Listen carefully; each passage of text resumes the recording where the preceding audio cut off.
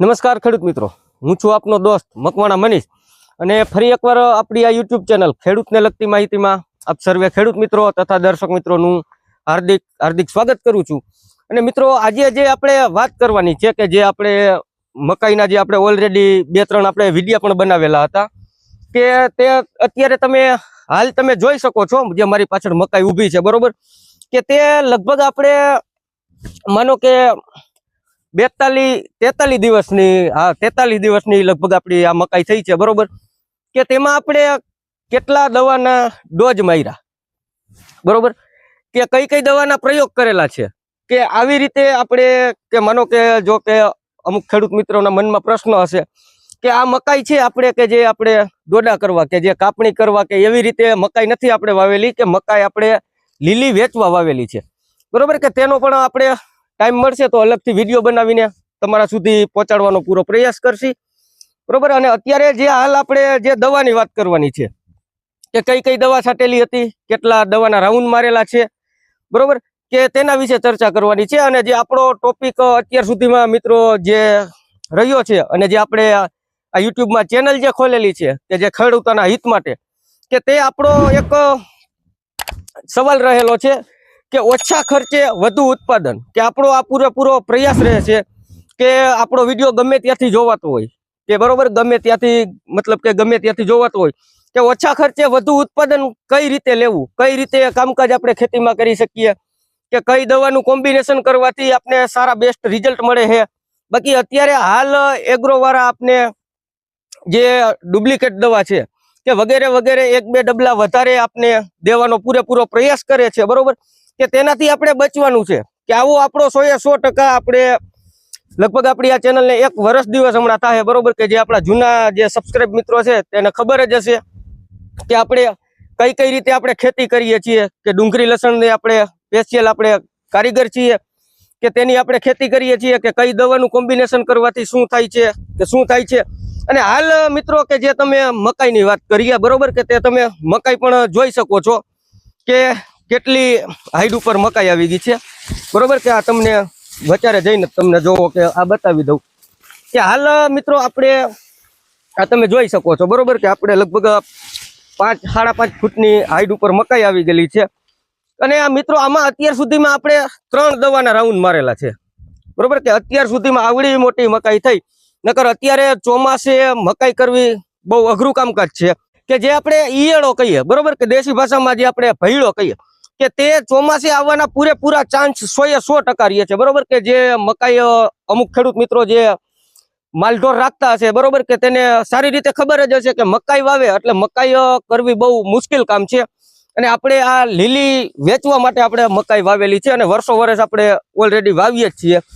બરોબર કે તે તમને ચાલો જણાવું પછી કે તમે આપણે કેટલા રાઉન્ડ કઈ દવા મારેલી છે, કે પેલા તેના રિવ્યુ જોવો કે અત્યારે આપણે અંદર તો બહુ નહીં જઈ શકીએ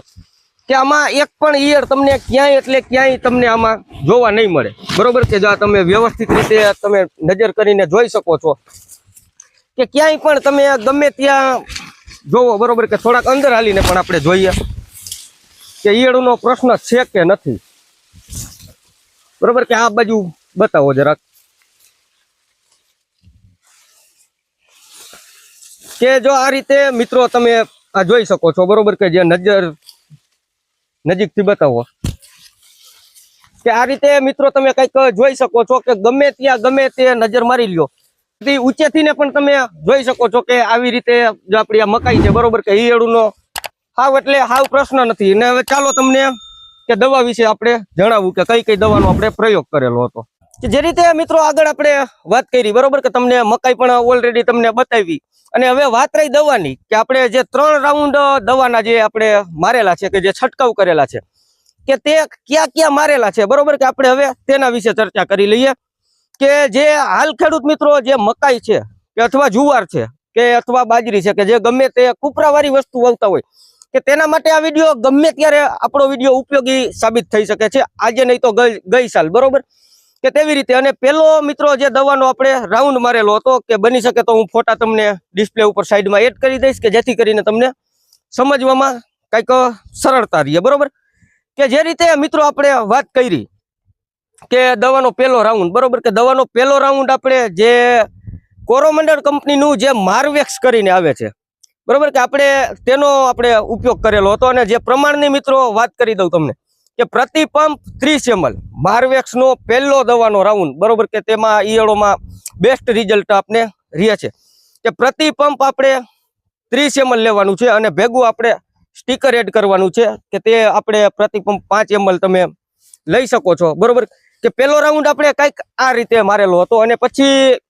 લગભગ આપણે અઠવાડિયું કે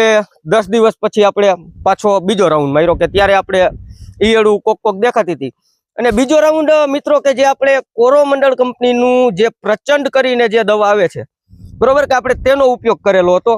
કે જે પ્રચંડ છે તે પ્રતિ પંપ કંપની વાળા ભલામણ કરે છે વધીને તમે 16 ml નો ઉપયોગ કરી શકો છો કે 15 થી 16 ml. અને જે આપણે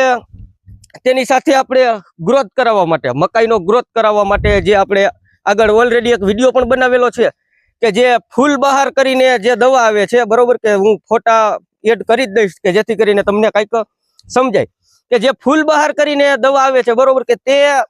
આપણે બેસ્ટ એટલે બેસ્ટ રિઝલ્ટ મળ્યું, બરોબર. કે બીજો રાઉન્ડ આપણે તેનો મારેલો હતો. અને પછી ત્રીજો રાઉન્ડ કે આ મકાઈ હજી ત્યારે હાઈડવાળી નથી, બરોબર, કે માનો કે 3.5-4 ફૂટની મકાઈ હશે કે ત્યારે આપણે ત્રીજો રાઉન્ડ માર્યો અને તે પણ મિત્રો કયો કે આપણે પ્રચંડ છે, બરોબર, કે આપણે પ્રચંડનો જ ઉપયોગ કર્યો હતો ત્રીજા રાઉન્ડમાં પણ કે તે પ્રતિ પંપ 16 ml. અને જે આપણે